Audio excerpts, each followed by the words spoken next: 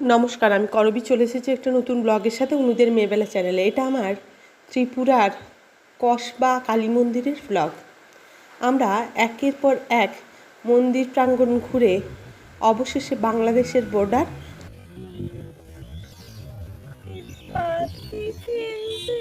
কসবা কালীবাড়িতে এসে পৌঁছালাম। এটা হচ্ছে বাংলাদেশের বর্ডার। এটা কসবা কালী মন্দিরের সামনে। হ্যাঁ, এই কাটা তারের ঠিক ও পাশের যে স্কাই কালারের শেডটা দেখা যাচ্ছে ওটা কিন্তু বাংলাদেশের বাড়ি।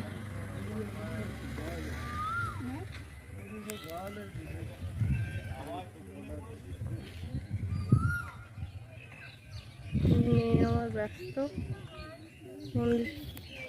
এখানে গাড়ি থেকে নামার পর থেকে আমি যেটা দেখলাম যে এটা বাংলাদেশের বর্ডার হলেও জায়গাটা বেশ শান্ত এবং পরিবেশ ভীষণই সুন্দর। সামনের দিকে অগ্রসর হতেই আমরা দেখতে পেলাম মন্দিরের যাওয়ার পথে দুই ধারে প্রচুর দোকান রয়েছে, যেগুলি মূলত পুজোর ফুল এবং প্রসাদ বা ডালা বিক্রির জন্য।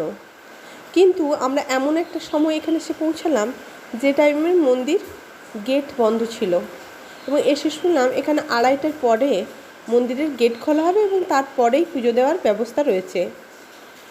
এই অড টাইমে আসায় আমরা মন্দিরের ভেতরে প্রবেশ করতে পারলাম না।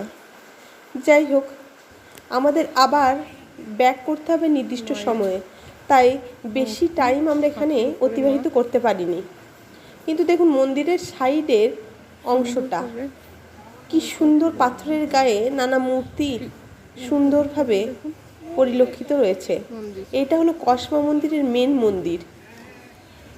এখানের চারিদিকটাই কিন্তু সবুজে ঘেরা।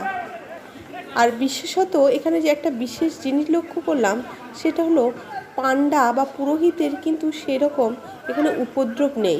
যাই হোক, আমরা যখন সেখানে পৌঁছালাম তখন গেট বন্ধ হয়ে যাওয়ার জন্য আমরা আর ভেতরে প্রবেশ করতে পারলাম না। তাই অপেক্ষা না করে বাইরে থেকেই মাকে প্রণাম সেরে আমরা এখানকার চারিপাশটা একটু ঘুরে দেখে নিলাম।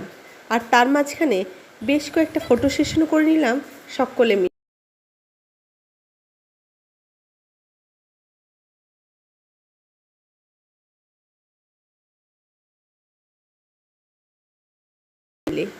আজকের ব্লগে পর্যন্তই, দেখা হচ্ছে নেক্সট ব্লগে। ততক্ষণের জন্য ভালো থাকবেন, সুস্থ থাকবেন।